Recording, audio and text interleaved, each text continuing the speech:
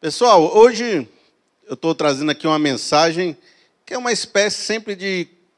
A gente fala de um tema e às vezes a gente não esgotou tudo desse tema nas outras mensagens. A gente vai esticando, sabe? A gente vai pegando aquele tema, vai dando uma esticadazinha, estica mais um pouco, vai fazendo assim, trazendo outras nuances sobre o tema.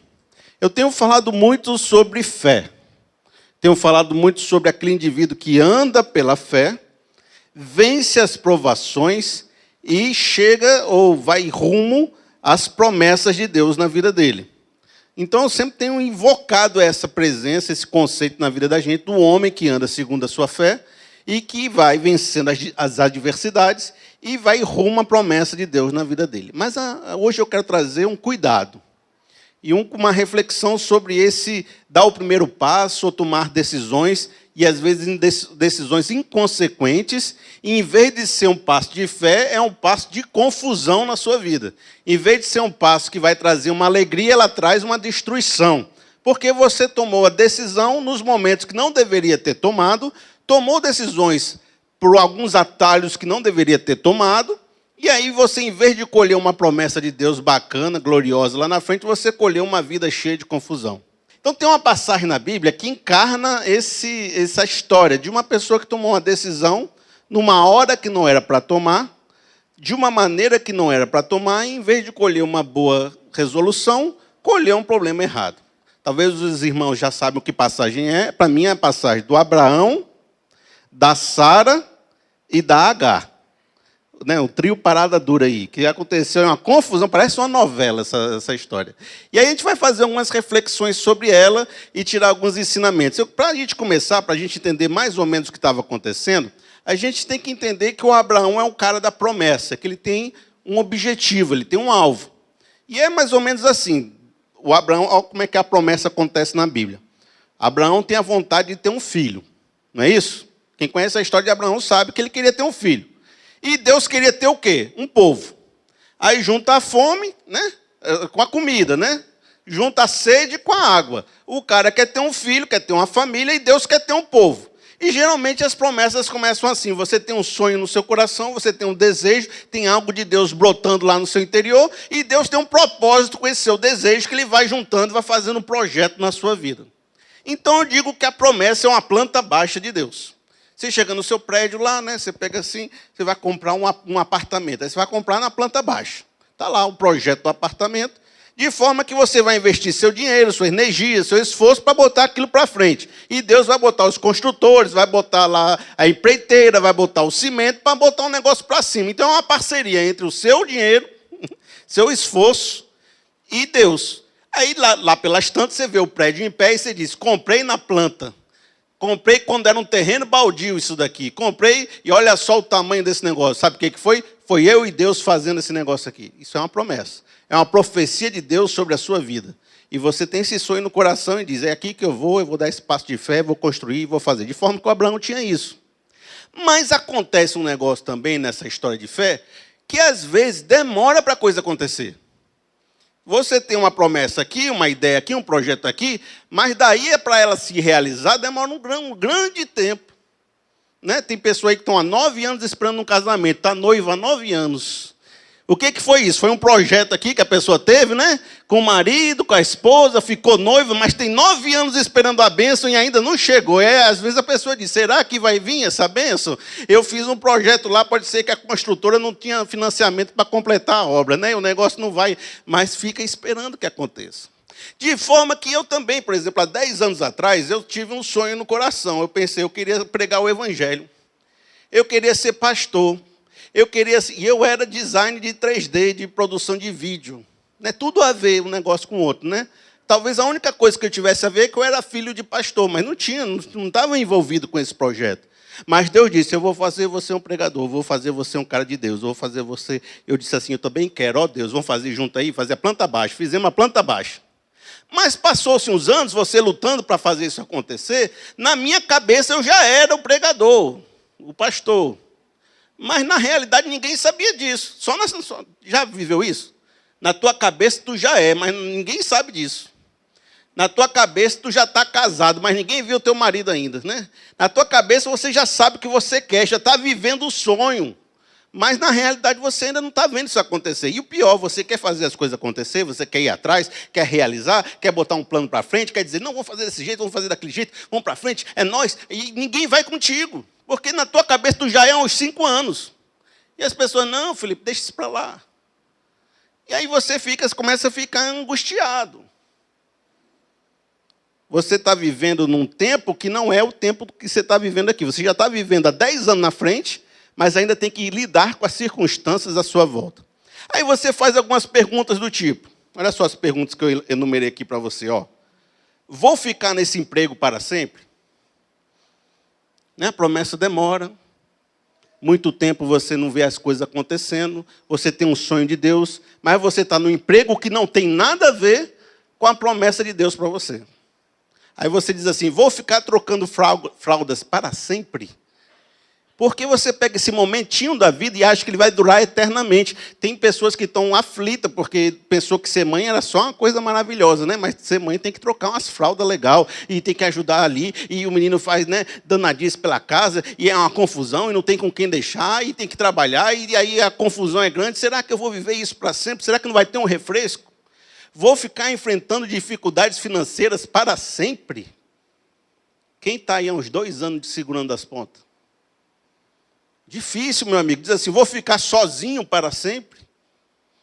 Vou ficar nessa cama doente para sempre?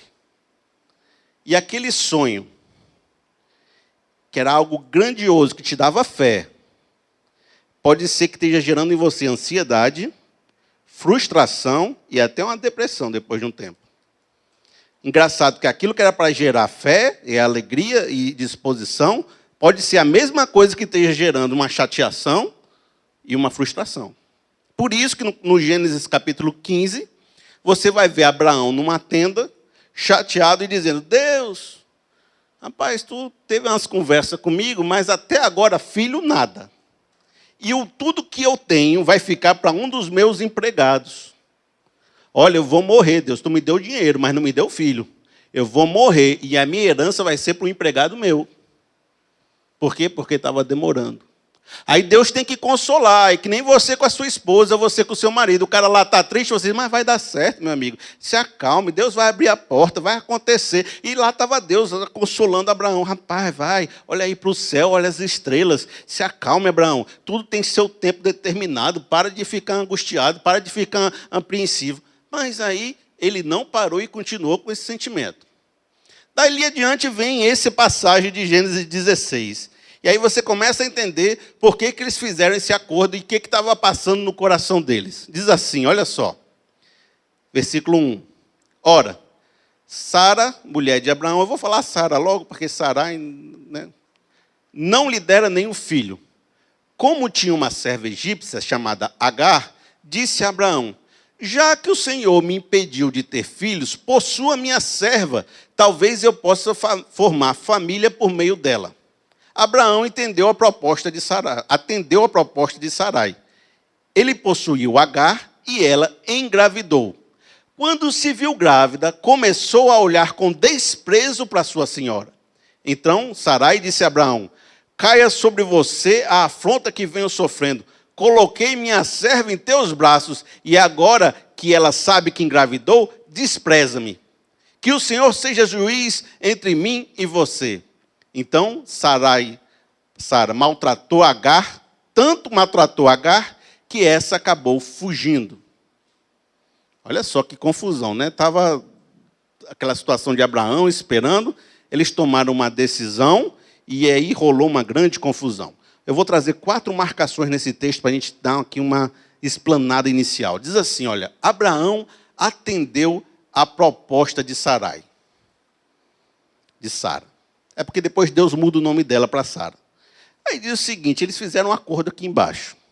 Uma vez que Deus não revelou como, e uma vez que Deus não tinha dito que eles deveriam fazer nada, eles pensaram, rapaz, será que a gente podia dar uma ajuda para Deus?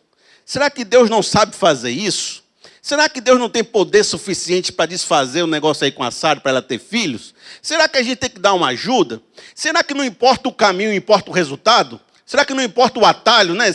A maneira como eu faço isso aqui, não importa. Importa é que eu tenho um filho. Se eu tiver um filho, Deus está satisfeito. Então, não pode ser com você, Sara. Vamos fazer um acordo aqui com a sua serva, Agar. Então, eles deixaram de ter esperança. Espera, né? Esperança em Deus. Deixaram de querer esperar para tentar resolver por conta própria. Deus não revelou que eles deviam fazer isso. Não disse que tinha que ser com a Agar, mas eles disseram, mas agora a gente pode fazer um acordo aqui embaixo que vai resolver o nosso problema. E aí eles tomaram uma decisão que é uma decisão que não era mais característica do Abraão. Ele deixou de ter fé, de ter esperança, de esperar a Deus e começou a querer, junto com a Sara, resolver o problema dele.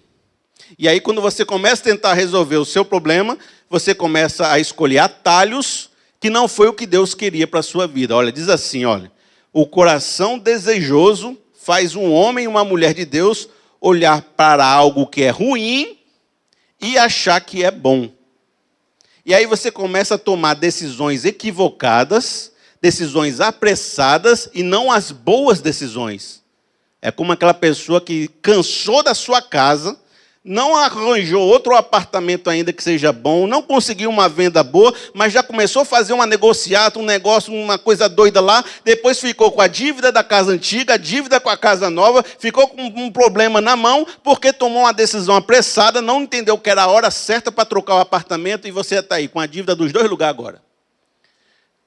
Uma decisão apressada, não esperou o tempo certo, tomou uma decisão equivocada, e agora está vivendo uma frustração na casa. Então, a primeira coisa é você deixou de ter esperança em Deus e começou a tentar resolver pela própria mão. A segunda coisa desse texto vai dizer é o seguinte, ó, ele possuiu Agar e ela engravidou. E aqui a gente vai aprender o seguinte, adiantar o fluxo natural das promessas de Deus é escolher pela decisão possível ou errada e não a boa decisão. E os frutos que ela produz são frutos de confusão. Por que isso foi ruim? Porque eles adicionaram no casamento uma pessoa estranha. Eles levaram para o ninho da sua família, do seu contexto, algo que não deveriam levar. Começaram a adicionar na fé coisas que não deveria adicionar. E, meu amigo, quando Deus tem um projeto para você, Ele tem um projeto para você e para sua esposa. E não é só para você, não. Porque a Bíblia diz que a gente é feito uma só carne, não é isso? Então, se há um projeto de Deus para você, uma promessa de Deus para você, a sua esposa está incluída. Se há um projeto de Deus para sua esposa, o seu marido está incluído. E não fique tentando botar uma pessoa estranha dentro do seu casamento, pensando que é isso que Deus vai resolver, esse atalho que Ele vai resolver. Não fique tentando botar algo que não está dentro do propósito de Deus. Quer ver? Uma vez eu ouvi falar o pastor estava conversando, que ele, na ânsia de fazer a igreja crescer, ele cedeu para alguns conceitos, algumas palavras, alguns desafios que não eram comum da fé. Algumas prosperidades, alguns discursos fáceis, alguns discursos de movimento. E aí a igreja cresceu. Ele cedeu a um atalho. Mas quando a igreja cresceu, ele não ficou satisfeito com a igreja que ele formou. Ele estava triste numa igreja que não representava o evangelho. E estava me dizendo, Felipe, eu formei uma igreja grande, mas a minha igreja não expressa aquilo que eu acredito. Porque eu cedi a um atalho que eu não deveria ter cedido. Eu trouxe algo estranho para dentro da minha fé. Outra coisa, a pessoa quer ficar rico, quer ter dinheiro, quer ter prosperidade. Mas escolhe uns atalhos estranhos, umas propinas, uns negociata, uns esquemas que não tem que fazer, para tentar chegar mais rápido na promessa, mas Deus não mandou você fazer isso, Deus não queria que você fizesse isso, mas você diz, mas o importante é eu chegar lá, o importante não é os caminhos que eu tenho que fazer. Aí você pega um atalho, uma H, e você cria muito mais confusão na sua vida do que chegar mais perto da promessa de Deus tinha para você. A outra coisa que você vai perceber é que Deus não havia abrido a porta e ele estava querendo abrir a porta à força. Isso, meu amigo, você também consegue se identificar. Porque muitas vezes você vê que a porta está fechada, mas você fica tentando de um jeito, tentando de outro, tentando mais aqui do lado, fazendo um esquema de um jeito, até essa porta abrir, dizendo, não, mas é porque a gente tem que furar a porta mesmo, porque a gente tem que bater na porta mesmo. Mas às vezes Deus não abriu e você quer abrir a força. E você não vai conseguir mudar o fluxo do rio. Você que está ali, está tentando fazer a promessa acontecer, está tentando fazer, arranjando atalho, arranjando outras coisas, e a coisa não acontece desse jeito. Sabe? Quando você tenta arrombar a porta, você faz se lascar. Tem aquela pessoa que está assim em casa, 18 anos, odeia ficar em casa, odeia, eu já estou velha, minha mãe e meu pai me enchem o saco, fica controlando a hora que eu tenho que chegar. Sabe o que eu queria? O quê? Casar. Aí não está na hora de casar. Nem encontrou a pessoa certa.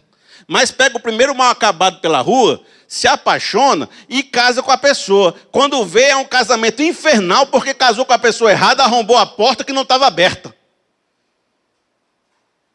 Meu irmão, se você arrombar uma porta que não está aberta, você vai colher um fruto de confusão.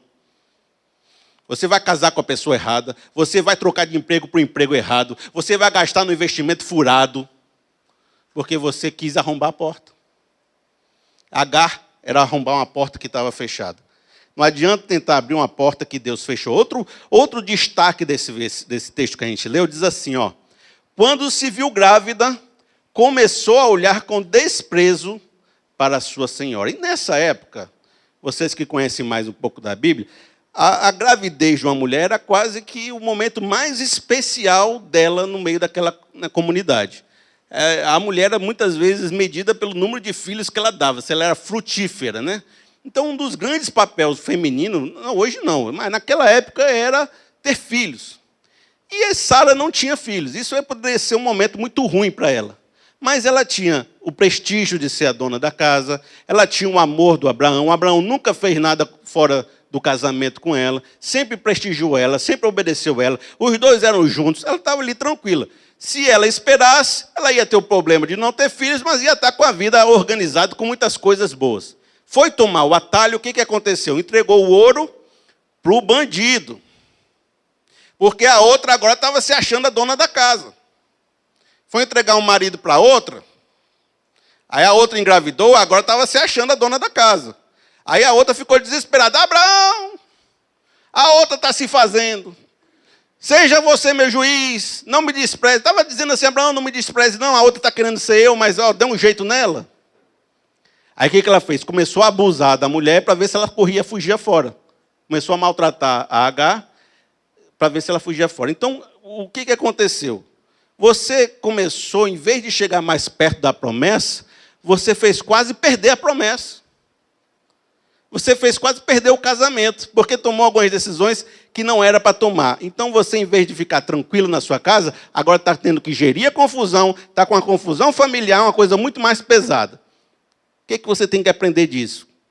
Que, às vezes, o projeto de Deus para você hoje é não fazer nada.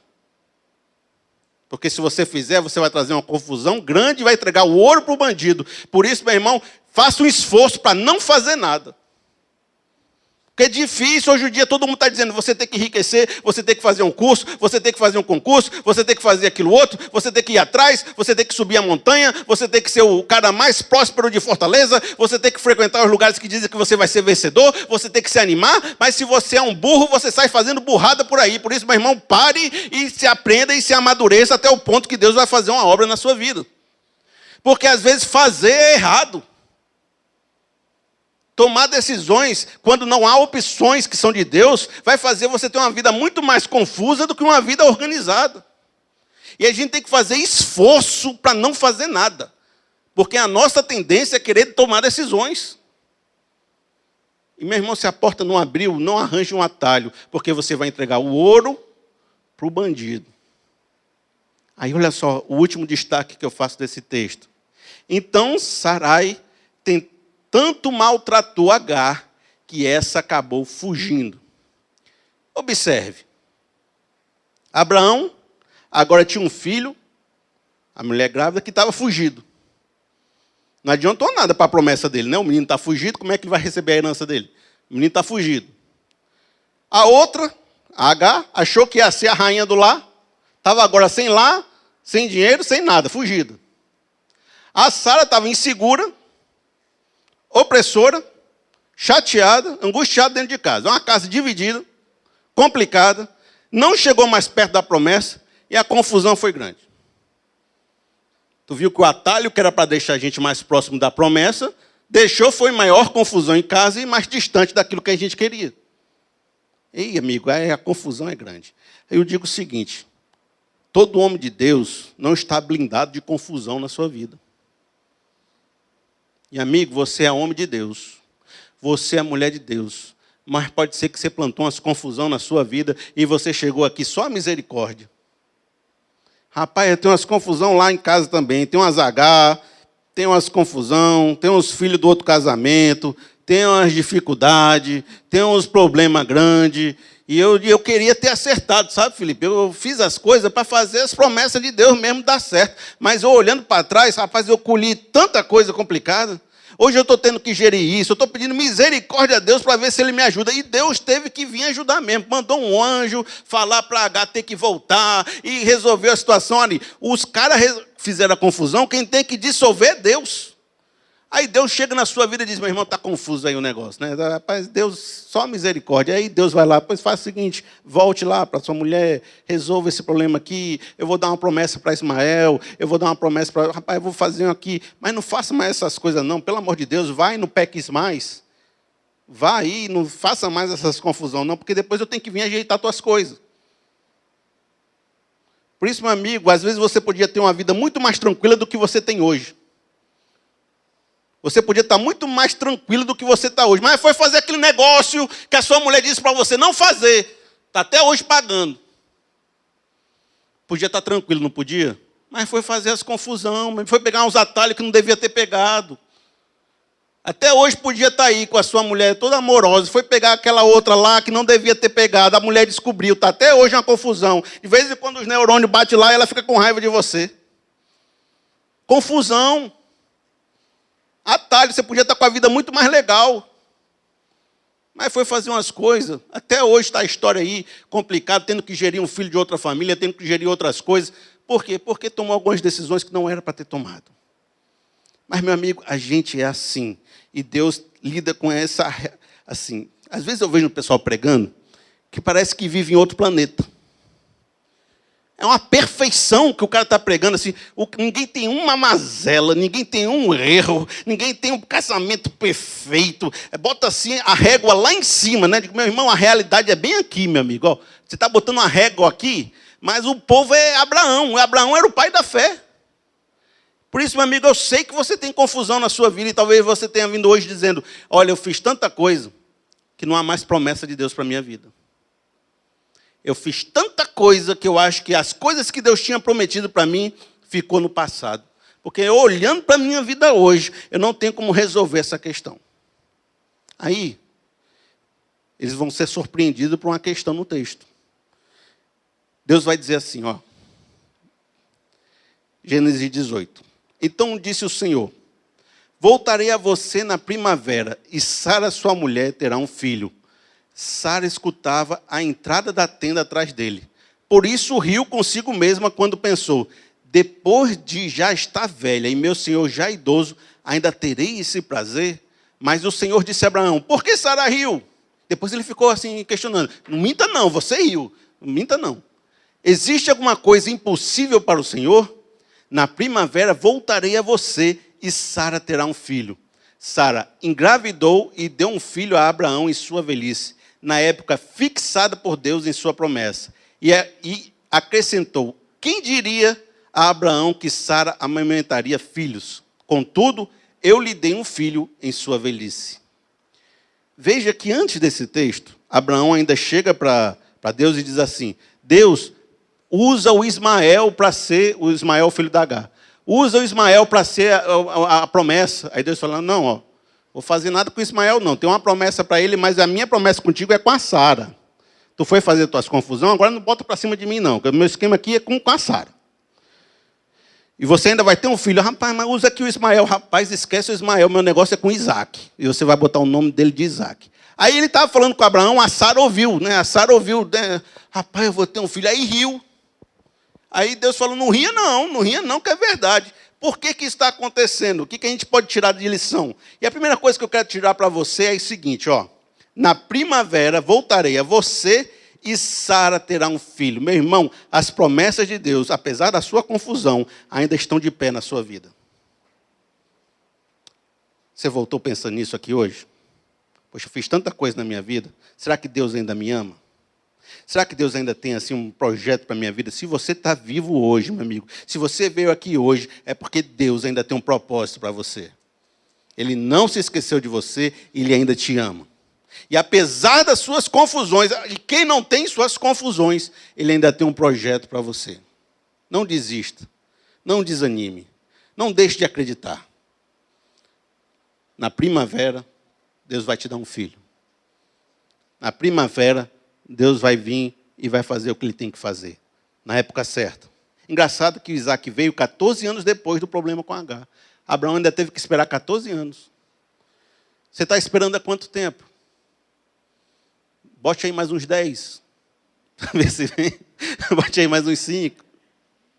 Abraão teve que esperar, não foi brinquedo não, foi um negócio longo. Parece que Deus não queria dar enquanto Abraão não estivesse pronto. Abraão, eu vou te dar quando você estiver pronto. Porque uma promessa precisa de um homem da promessa. Olha só, na primavera voltarei a você e Sara terá um filho. Eu me lembro de Pedro. Vocês se lembram que Pedro, ele foi um dos principais apóstolos de Jesus? Aí Jesus chegou para ele e falou assim, estava pescando. Aí Jesus falou, Pedro, fazer um mistério aqui contigo. Aí diga, Senhor, você pescou a noite toda, não pescou nada, né? Jogou as redes a noite toda, não pescou nada. É positivo. Não tenho nada aqui para oferecer, não. Pois vai lá de novo na água e logo, joga assim as redes para o outro lado aqui, que você vai ver um negócio bom. Ele, rapaz, eu não estou acreditando, não. Mas é porque tu está dizendo, eu vou fazer. Aí foi, um barco, cansado já da noite. Jogou as redes para o outro lado. Aí veio uma quantidade tão grande de peixes que ele se admirou que as redes não rompiam. Aí ele falou, misericórdia, Deus, eu sou um homem pecador, o que você quer comigo? Olha, venha, eu te farei pescadores de homens. Passou-se aí os anos, Jesus andando com Pedro, com o pessoal. O que Pedro fez? Negou Jesus. Aí Jesus morreu. Quando Jesus voltou, apareceu lá na beira da água, Pedro estava fazendo o quê? Pescando. Olha, Jesus tinha tirado Pedro do mar. E aonde é que Pedro voltou? Para o mar. Porque já tinha desistido do projeto. Meu Messias morreu.